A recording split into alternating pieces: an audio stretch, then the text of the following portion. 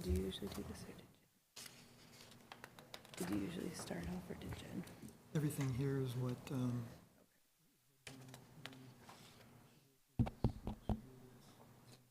your statement, so Okay. just read through that. Okay, perfect. All right, welcome to Franklin County Board of Equalization hearings. Today is October, Thursday, 30th, 2025. There will be 2 scheduled hearings today. The time is now 10:01 a.m., and we will be hearing petition BE 2025-05 with parcel 112-520-230, owned by Project Oyster Pasco LLC. Tax petitioner's agent let me know ahead of time that they will not be joining us for this hearing and for the next. From the assessor's office, we have Shannon Taylor. This is a commercial petition scheduled for 30 minutes. The appellant and the appraiser will each have 10 minutes to highlight points of the evidence that they have provided. The last 10 minutes will be used for rebuttal and questions from the board. I would like to remind the petitioners that any questions or communication to be directed to the board and the board only. Chairman. Good morning. Welcome to the Franklin County Board of Equalization. The board members are Joe Christ, Charles Laird, and myself, Lexi Moore, as chair. Our clerk is Jen Herrera. The board is a quasi-judicial body, which means having to do with powers that are to some extent judicial as those of certain federal and state boards and commission. The board and the assessor's office are independent of each other. Our role is to review the facts presented by both parties and determine the market value of the property as of January 1 of the assessment year. The law grants presumption of correctness to the assessor. The burden is on the petitioner to prove the assessment's incorrect. This hearing will be recorded and all testimony is under oath. Our clerk will now ask you to affirm your testimony by raising your right hand and taking the oath. Do each of you who will be testifying today affirm that the testimony you are about to be given will be the truth? I do. Following your hearing, the board will meet to weigh the evidence and make a final determination. We will issue a written decision to you, which you should receive within 4 weeks. This decision is appealable to the State Board of Tax Appeals, and a notice of the appeal opportunity is at the bottom of the written decision. The board is in receipt of all documentary data provided by you and the assessor, and we have reviewed it. The appellant will present your case first, and then the assessor will present his or her case. With no appellant present, Shannon? Good morning, everybody. It's good to see you again. Good morning. Morning. Okay, so I'm going to probably try to keep this fairly informal and quick, being as the petitioner is not appearing and has not provided any evidence whatsoever for this case. As far as I'm aware, what was provided with the petition was a signature page that basically is allowing them to represent and for the owner so that they can represent them. There was no sales or any kind of evidence or data provided by, and I have a very hard time pronouncing his name, but Mr. Polyaninski, I believe, who is the representative. So basically what I'm going to do is say that because the petitioner has not presented any evidence, any clear, cogent, or convincing evidence, I would like you to refer you to the assessor's packet of evidence for your decision. All of the data is in there, but being as I am here, I would like to ask if you have any questions on this. And if you want me to go through it, I can, but it's all there. And if you have any questions, I'm here to answer them. We've provided sales. This property was basically valued on the cost approach, mostly. The sales that are in there are just to show that our model is working and that it supports the value presented by the assessor's office. I would like to point out that we have in the past, late last year, and that is also provided as evidence on page 81, we've requested multiple times. We've requested on the state lease information, income, any information that's relevant to the valuation of this property that they would like to share with us. And at this point, they say that their attorneys a lot of times will not allow them to provide that. And I do understand. Mr. Polyaninski's been, really nice, but I believe that a lot of times they like to deem that as proprietary. But we have requested that, and so we've gotten no information on cost data, their actual cost data to build. We've received nothing as far as lease data. So on this property, basically, we've used the cost approach, and you can see that in our valuation model, which is on page 2 through 4, that, how the property's valued. And then you can see our statistical data, our sales data, and again, our land sales are in there, improvement sales are in there for the property. So without that, I wasn't going to walk you through everything unless you'd like me to, or had any questions.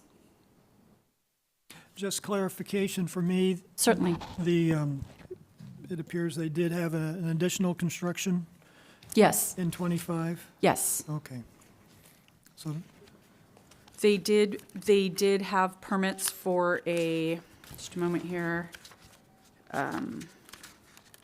hydro fuel station? Yep, if you look there, they have a hydro fuel station. You can see on page 7 in the photos. And that was just added on as a miscellaneous improvement. And it did add about 300 to 355. It's in my narrative there on page, It's the first page of the assessor's narrative. yes. Yeah. You're gonna see there that Well, that wasn't necessarily included in this assessment, yours. it is included as far as of January 1, because we do include that as new construction, then that is the value on the change of value notice that was sent out. As of July 31st, we have to pick up all new construction that has occurred within the year, and when we sent notices, that would include the valuation of the new construction. Okay, so this was finished Yes. in '24? Yeah, 24, or maybe they'd finished it prior to July 31st. I think this one was finished in 2024 because the permit, I don't have the permits on here, but if I'm not mistaken, the permit was like a 2024 or even a 23 permit. Yeah. I don't have any, I just wanted to Yeah, clarify that. right. Otherwise, I believe probably the value would have been the same as last year, because I don't believe we changed anything on that.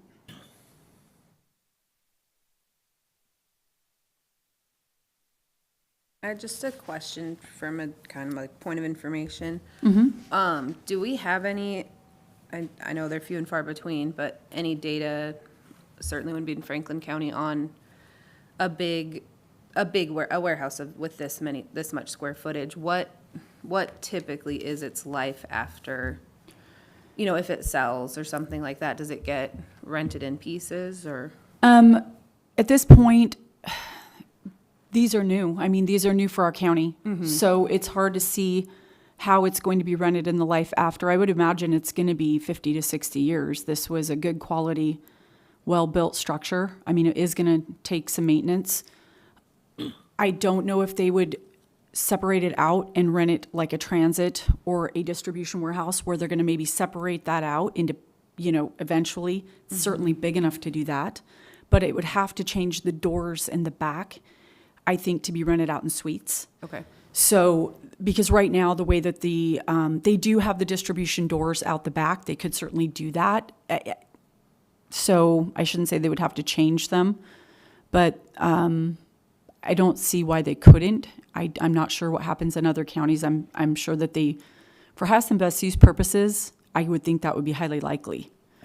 For future, if they were to lease this out to a different company, or to make the highest and best use of the property for lease purposes and income purposes.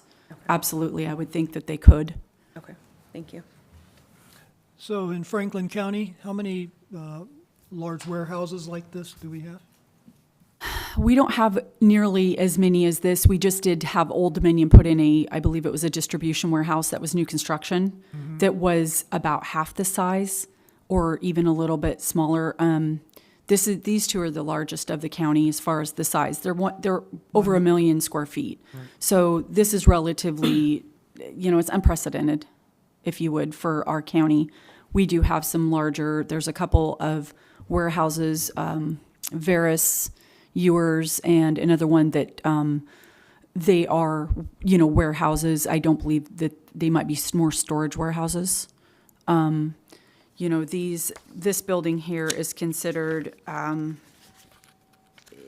it's so large because it's their, it's a mega warehouse. It's different than, a little bit different than a storage warehouse, distribution warehouse, transit warehouse as far as, not necessarily its use. They're doing similar things in a lot of those, but it's just they're holding their, a lot of times they're holding that there for sometimes even regional distribution in the area. It's not just like the halfway center that they put in where it's for the local shipments. A lot of times that might be the place that they're storing things to ship to all around the, states right here, Oregon, Washington, maybe Idaho, wherever they don't have warehouses from there, the closest. You use Marshall and Swift as your service to assess the value of construction. Yes, with local multipliers. Does Marshall and Swift recognize mega warehouses now? Yes, that I'm aware of. It is a component within our commercial building that has been built with Marshall and Swift cost. Jen, I just wanted to clarify, we did not receive anything else from Project Oyster as far as, they referenced sending additional data or argument. They didn't send you anything after that initial. Correct. The only thing they turned in was the petition. There was a couple exchanges of emails regarding scheduling, but no additional evidence. Thank you.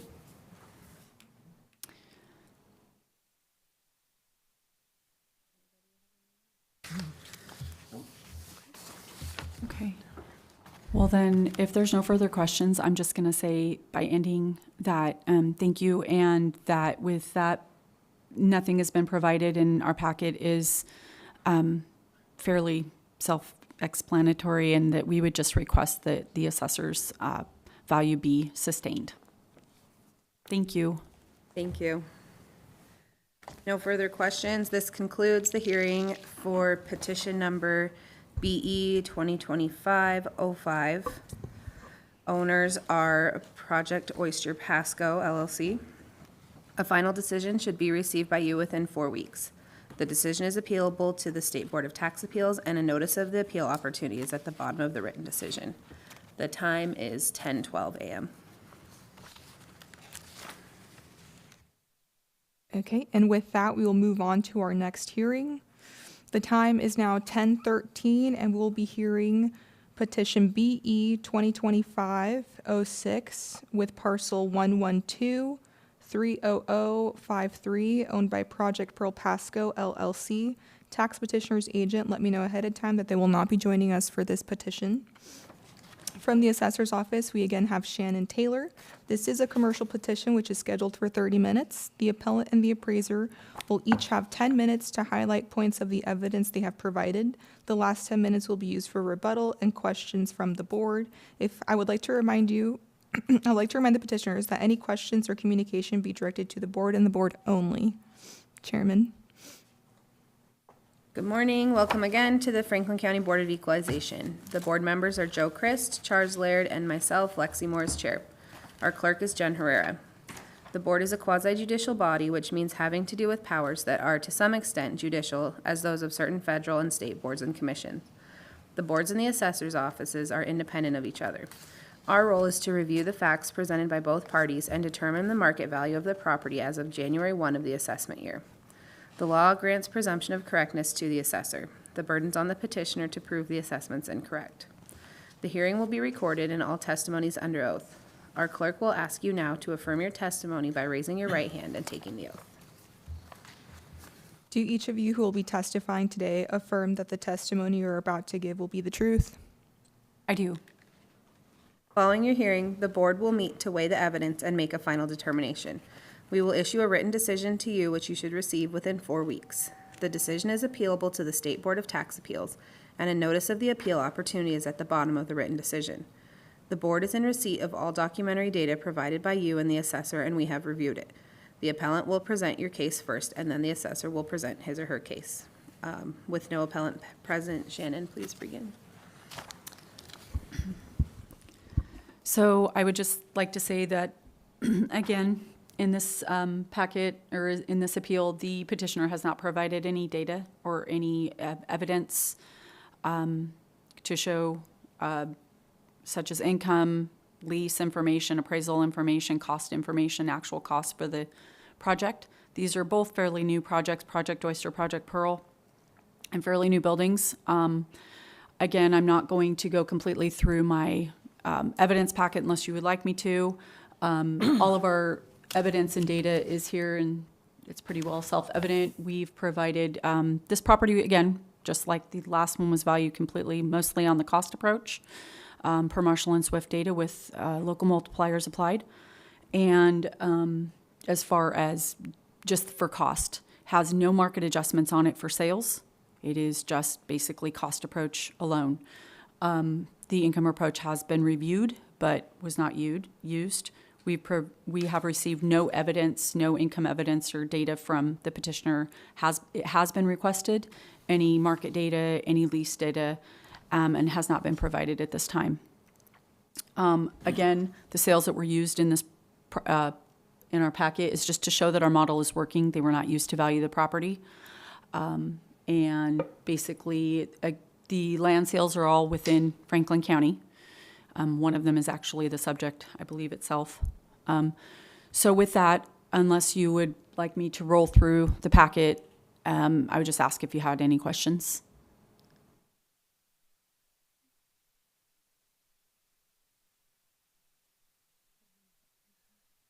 Maybe just on your packet, something I noticed when I went through this, reviewing it, maybe it didn't stand out to me exactly what it meant. You have two tables. Okay. Page 11 and page 14. One is improved comparable sales, and then improved relevant Yes. sales. So one of the things I found when we are looking at comparable sales for this property, all of the comparable sales, that they are larger properties. Those are larger mega warehouses, and they're all around the United States. There are two. This is on page 11 that are in. Let's just go ahead and go on down to it. We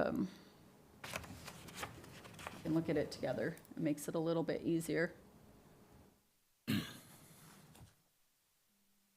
Okay, and okay, so there is our improved comparable sales. There's 6 of them. And if you look, you will see that they are in multiple states. We do have 2 that are in Washington. There's one in Lacey in 2023. And again, it's currently leased by Amazon. And then, we have Ohio, Kansas, Connecticut, Spokane. Here's one that's very similar in Spokane, especially if you look at the years built for these 2 that are here in Washington. I tried to use all newer properties, but because we used ones that were out of state, I put the relevant ones in because they're all in Washington. Okay. And that's why I put those in, is because I wanted to show you that there is a market for larger warehouses. And I mean, these are still large warehouses, but you can see they're distribution warehouses, mega warehouses, but they're all in Washington. So I wanted to basically just show that they're relevant in the sense of local market, Washington market for large warehouses. They're just not as large as the subject. So I just thought I would put them in as evidence or as data. Okay. That's helpful. Yeah. I don't have any other questions. No. Oh, I did want to point out on these 2, the green, those are Amazon also leased properties. And because I found them, I didn't want to put them up with in my actual improved sales just because of the size, and they're not quite the same. One's a mega warehouse, one's a distribution warehouse, but they are in Washington, and I thought they were relevant. I mean, you can see how small they are compared to 1 million square feet. I didn't quite want to put that on there, but just to show there's a market for it here in our state. Yeah, and Amazon is definitely working within our state, so.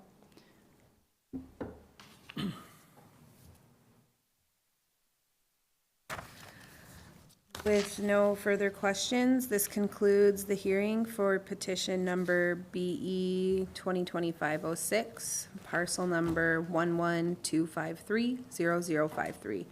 Owners are Project Pearl Pasco. A final decision should be received by you within 4 weeks. This decision is appealable to the State Board of Tax Appeals. And a notice of the appeal opportunity is at the bottom of the written decision. The time is 10:20 a.m.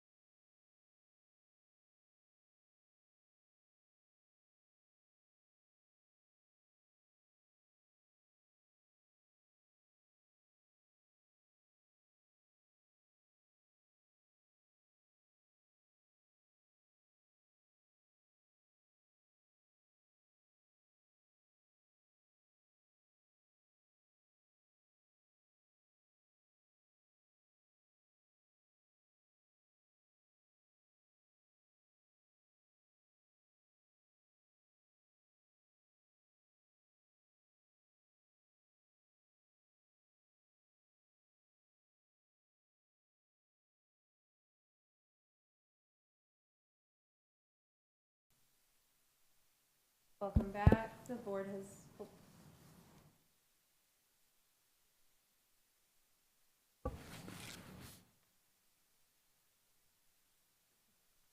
Welcome back. The board has made our decisions for October 30th, 2025.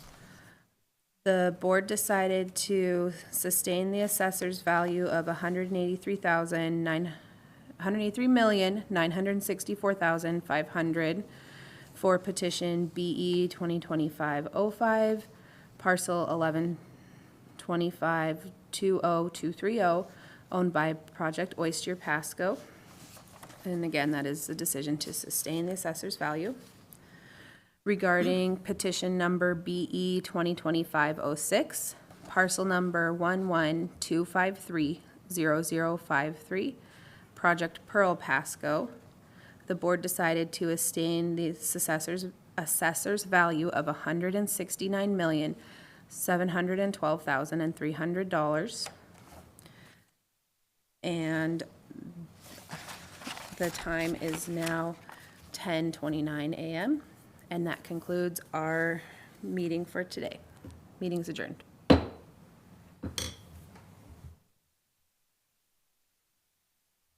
Good. All right. That was so good. Okay, good.